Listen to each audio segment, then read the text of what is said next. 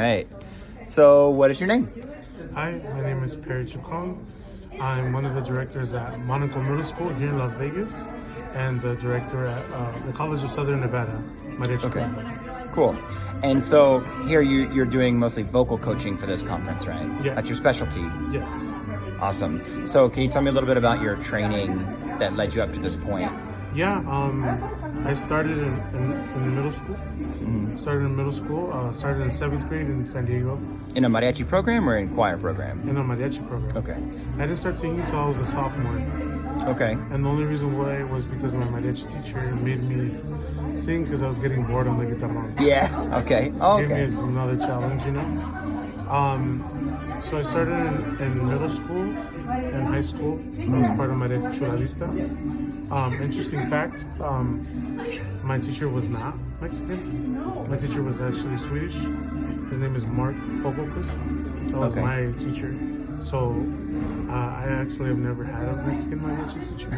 So at first I was like, well, who's this guy? But I was like, but then it was just let's learn music or whatever. So I started there, did my Chula Vista. I went to this small community college in San Diego called Southwestern College. Worked with Dr. Nevin there. And then I transferred to Arizona State where I did my bachelor's and my master's. Okay. And Awesome. then I'm finishing up my doctorate here at UNLV. Oh, nice. So what would you say to, our group of teachers that, may not be Hispanic, and so they're kind of a little nervous about teaching this, very Hispanic cultural representation on, to have a little more confidence in doing it? Honestly, I think I said this in one of the classes, is that good music is always good music. So I think especially this style of music is so connected to the Western style of learning music. You know, it's so connected. You still need to learn how to play the violin well. So the technique is all the same. It's just the way we articulate and all those things, the nuances, right? But the trumpet, the violin are the same. You know, everything is, you learn music the same way, you learn how to read music the same way. La armonía is a little different because it's unique to it, but even then we're still learning rhythms, we're still learning how to read the bass clef on the guitarrón. So I think, in my personal opinion, I think I've felt this, I've always felt this, like, especially as a culture, like, as long as someone is completely invested in the culture and really engaged in what they're doing, it doesn't really matter. You know, obviously honoring the culture by having the kids look their best and performing to the best of their abilities. Right. That's the number one thing.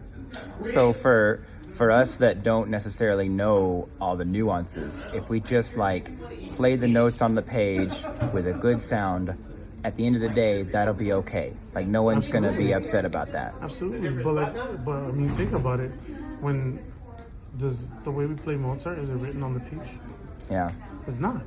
People play Mozart a specific way. People interpret Brahms in a whole different manner. It's the implied thing, but how do you learn it? Right. You got to go to school and someone tells you, well, when you sing Brahms, you got to sing like this. You can't scoop when you sing Mozart. Right? And there's obviously reasons for all those things, but when you're learning all these specific, stylistic styles, you don't sing Puccini the way you sing Mozart. You're still a vocalist, but it's a different nuanced thing. And how do you learn how to do it? By experience. So if you start that way, yeah, you'll get them going, but then you'll start to listen. They'll start to listen. And then naturally they'll start to apply all these nuances because they've been so invested in it. And I think that's the number one thing, is the investment. How invested are we? How willing are we to be in the culture? And asking questions when we don't know. I ask questions all the time, and I'm part of it. Why? Because this is part of learning. We don't know everything, and we're never gonna know everything. Right. But that's why we ask questions, and coming to these workshops especially is good because you get another resource and a network of people where you can ask these questions and reach out and say, hey, I'm struggling with this, can you help me? Yeah. That already goes a lot further than anything else. You being at these things already goes a lot further than more people are willing to do. Right. I know it requires resources and availability and all those things, but that's the number one thing. Like, you being here already and completely invested in what you're doing already goes way more than what you think. Because we as a culture, we see as an honor. As long as you honor it and you do it well to the best of your ability, it doesn't matter. Even if we get some nuances wrong or do something that's not exactly authentic, as long as we're trying and developing and continuing to learn and grow, that's what matters. Yeah, absolutely. And it's not, the thing is, it's not about authenticity. I think it's about just honoring what you're doing. You have to remember that this music started in the field. This is the music of the people. This is the music in the field. It wasn't Right. formalized until very recent. It's still fairly new, you know, but they didn't go out there and was like, well, you know, we need to do this like that because this is what proper technique is, or this is the style. No, they were just going because they're trying to sing. So if the kids are actively singing and they're playing their notes and rhythms, like, it'll eventually be what it's supposed to be. That's the cool thing of that. And eventually you invite people over and you have them show them something different. That's how you work. I mean, think about it this way. If the way I think about it is like, if the best schools in music in the world still have master classes with people to repeat the same information, why wouldn't we? Yeah. They have master classes at Juilliard weekly, right? Why? Because they need to have somebody else say the same information so that people can continue to grow. Right? You invite a clinician from here, they give you some feedback, you apply it, you go bring somebody else, they're gonna give you 2 more, and then you have more and more and more. It's just how you get experience.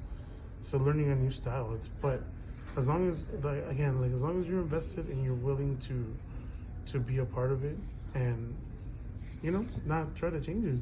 You know, there's nothing by learning how to play the instrument is not changing it. By teaching your kids good technique, that's not changing it. Right. Right? So we should just jump in there and just go for it, be confident, and continue to learn and grow. Exactly. Because a culture is confident.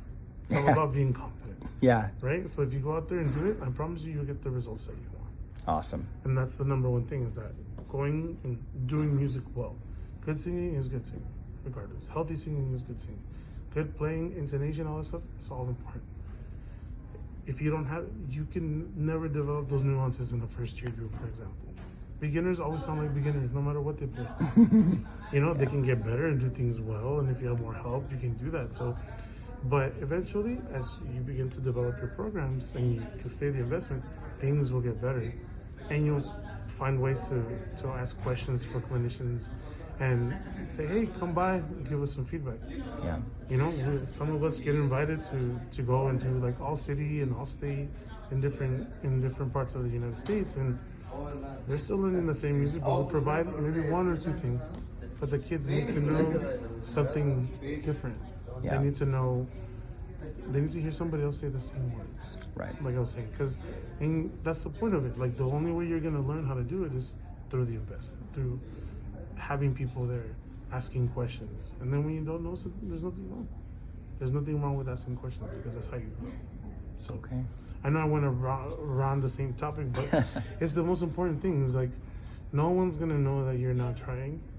If the only way that they would feel that way is if you don't do it well. Yeah. If your group sounds good, nobody really cares. Yeah. They say they sound great. Yeah. Okay, well, you know, they need some stylistic things. Yeah. That's when you're like, okay, well, tell them. Yeah. Yeah, and then they're open to that, and then the kids will start to believe. But the music fundamentals are the music fundamentals. As long as those are good, that's the most important thing. Yeah, music fundamentals are across the board. That's Yeah. the number one thing. Playing in tune, staying in rhythm, that applies to everything. Yeah. You know, so it's very versatile too. So I think, you know, as long as you do that, you'll honor it. Because Awesome. you're doing it to a high ability. So, Man, thank you so much, Barry. no, I thank appreciate you. it. Wish you all the best of luck for those watching. And, you know, I'm always a resource. I'll give less my information. If you guys have any questions, we can get on a Google Meet and just talk a little bit more if you have more questions. That'd be great. Thank you so much. No, thank you. Adios.